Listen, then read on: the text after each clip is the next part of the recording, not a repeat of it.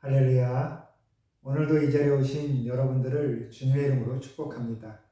이 시간 우리 하나님의 은혜의 손길이 저와 여러분의 마음 깊은 곳까지 임하기를 다시 한번 소망합니다. 우리 함께 사도신경으로 신앙 고백하겠습니다. 나는 전능하신 아버지 하나님 천지의 창조주를 믿습니다. 나는 그의 유일하신 아들 우리 주 예수 그리스도를 믿습니다.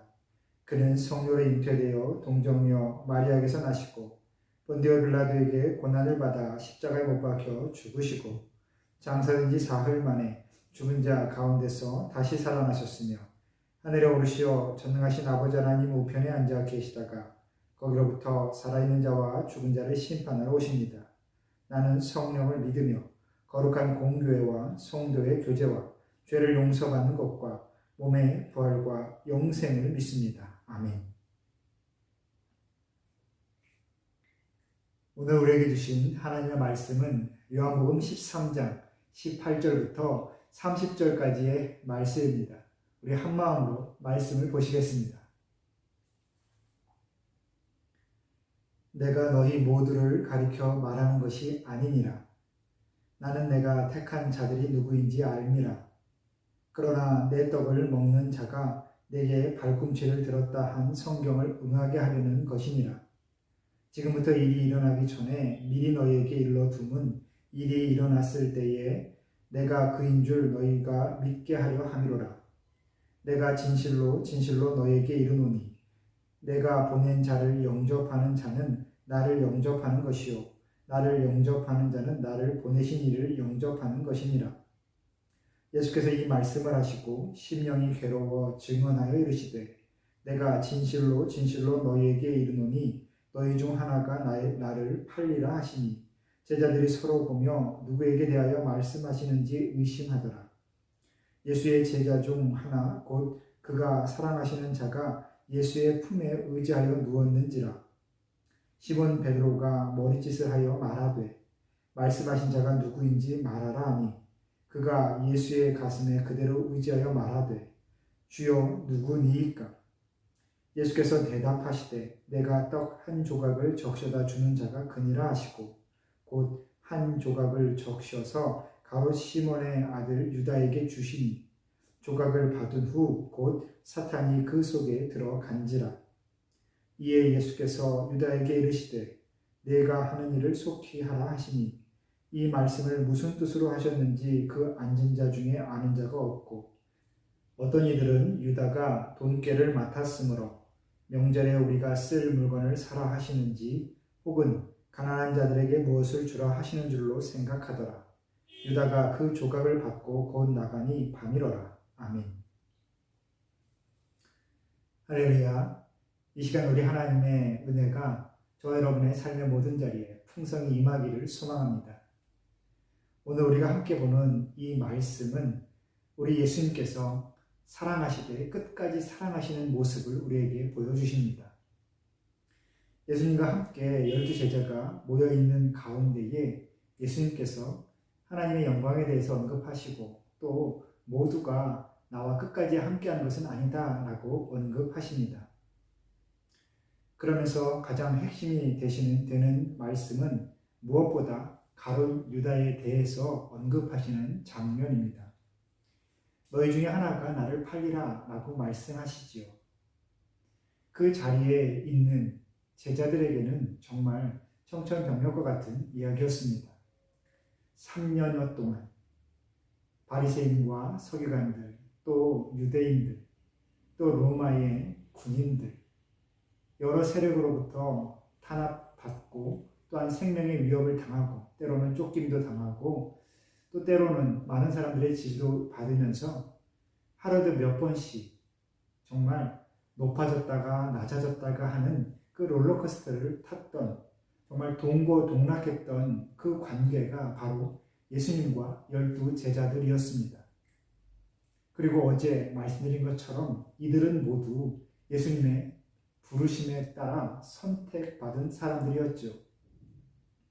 자신들의 공로에 자신들의 노력과 상관없이 오직 예수님의 부르심에 따라 한 자리에 모였고 그렇게 다양성을 가지고 있지만 예수님 예수님의 그 말씀, 삶으로 인하여 그들은 그 안에서 하나가 되는 것을 경험했습니다.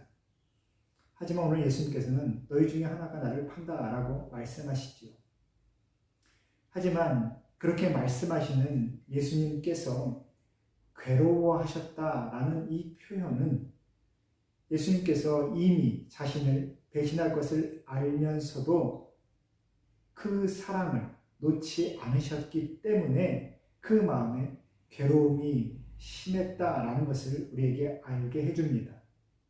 이미 마음에서 포기했다면, 이미 그럴 줄 알았다, 네가 그럴 거지 라고 예상하셨다면 깔끔하게 포기하고 미워하고 관계를 단절해 버렸을 텐데, 마음이 괴롭다라는 것은 그 관계를 알면서도 끊을 수 없다라는 것을 의미하지요.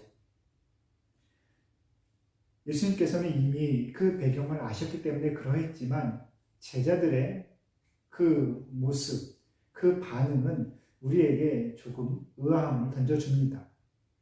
먼저 마가복음 14장 19절에 보시면 이 상황에서 제자들은 나는 아니지요 라고 예수님께 물으면서 스스로의 그 책임, 스스로의 그 자리만 피하려고 그렇게 생각합니다. 서로를 생각하고 서로를 돌아보는 모습은 찾아볼 수 없지요. 그리고 요한은 오늘 요한복음에서 누가 배신자인가 하면서 서로를 의심했다라고 그렇게 기록하고 있습니다. 3년여 동안 다른 어떠한 모임도 아니고 예수님과 함께 동고동락한 진정한 제자 공동체였던 그들 모두가 예수님의 말씀 한마디에 서로를 의심하고 또 서로의 책임을, 자신의 책임을 회피하는 데 급급했다라는 겁니다. 이것이 바로 우리의 본성이지요. 끊임없이 우리가 하나님 앞에 나아가며 내 자신을 돌아봐야 하고 회개라는 그 단계를 수행해야 되는 것은 이러한 우리의 본성이 우리의 힘으로 이겨낼 수 없는 것이기 때문에 그렇습니다. 우리 스스로는 나의 약함을 잠시 진정시키고 부정할 수는 있지만 영원히 덮을 수는 없는 것이죠. 결정적인 순간에서 말입니다. 그러면서 서로를 의심하며 또 자신에게 책임이 올까 그렇게 돌아보는 제자들을 보시면서 예수님께서는 결국 가룟 유다를 지목하십니다. 이미 알고 계신다라는 것을 우리에게 가르쳐 주시는 것이죠. 하지만 그것을 가룟 유다를 정말 많은 제자들 앞에 심판하기 위해서 야단치시기 위하여 그를 드러내놓고 그를 지목하신 것은 아니었습니다. 상징적으로 그것을 드러내셨지요. 누구만 알 수 있게 하셨느냐? 바로 가룟 유다 그 본인만 알 수 있도록 예수님께서 그렇게 표현하십니다. 그래서 다른 제자들은 가룟 유다가 예수님께서 말씀하신 예수님을 팔 사람인지는 감히 생각할 수 없었습니다.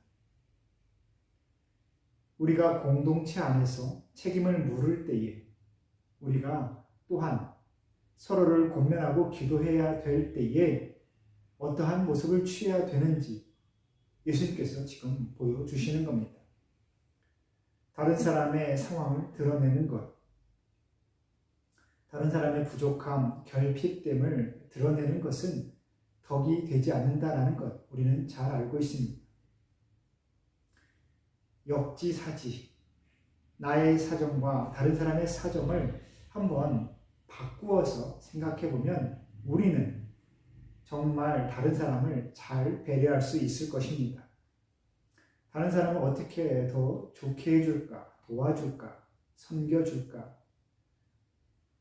아주 간단합니다. 내가 그 상황에서 무엇이 필요할까? 나는 다른 사람에게 무엇을 바라고 싶을까?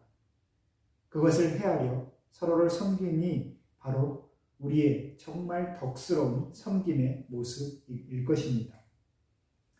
오늘 이 가룟 유다는 예수님께 마지막 기회를 받은 것입니다.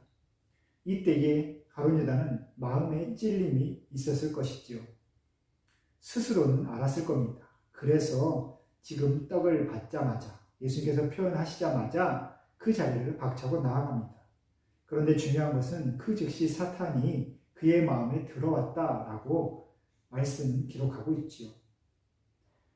예수님께서 마지막 배려를 하셨고 스스로 깨달을 수 있는 그 기회를 주셨지만 그는 결국 타락의 길을 선택하고 맙니다. 그리고 그 선택은 바로 본인이 한 것이지요. 그 즉시 회개하고 주님께 자신의 그 마음을 고백하고 용서를 구할 수 있었는데, 사함을 받을 수 있었는데 그는 결국 타락을, 하나님을 떠나는 그 길을 선택하고 맙니다. 여러분, 우리가 일상생활 가운데도 이 가룟 유다와 같은 상황을 맞이할 때가 있습니다. 정말 예수님을 팔 정도의 아주 그런 심각한 범죄가 아니더라도 우리는 스스로 내가 하나님을 떠나 있구나. 내가 믿음의 길에서 벗어나 있구나. 내가 온전히 하나님의 그 인도하신 가운데 있지 않구나. 내가 하나님께 돌아가야겠다. 내 믿음이 회복되어야겠다. 내가 조금 더 마음과 생각과 내 영혼을 열어야겠다. 우리는 그러한 것을 스스로 분명히 깨닫습니다. 그리고 그런 계기를 분명히 맞이하죠. 하지만 그때에도 내 자신의 이익과 욕심과 감정이 앞서기 때문에 우리는 주님께서 주시는 그 기회의 순간을 잡지 못하고 잘못된 선택을 하여 계속해서 하나님께로부터 멀어지는 것을 경험할 때가 있습니다. 여러분, 그때에 돌아설 수 있는 용기를 하나님 앞에 구해야 되겠습니다. 우리 스스로는 할 수 없기 때문에 내가 그때가 되었을 때에 돌아설 수 있는 그 용기를 우리 주님께 구해야 되겠지요. 그리고 더 중요한 것은 예수님께서 이 제자들을 가룟 유다마저도 사랑하시되 끝까지 사랑하셨다라는 겁니다. 요한일서 4장 8절 보시면 사랑하지 아니하는 자는 하나님을 알지 못하나니 이는 하나님은 사랑이십니다. 하나님은 사랑이십니다. 사랑하지 않는 사람은, 생명을 건 그 사랑을 해보지 않은 사람은 하나님의 사랑을 알지 못한다라는 겁니다. 정말 어렵지요. 정말 쉬운 것이 아닙니다.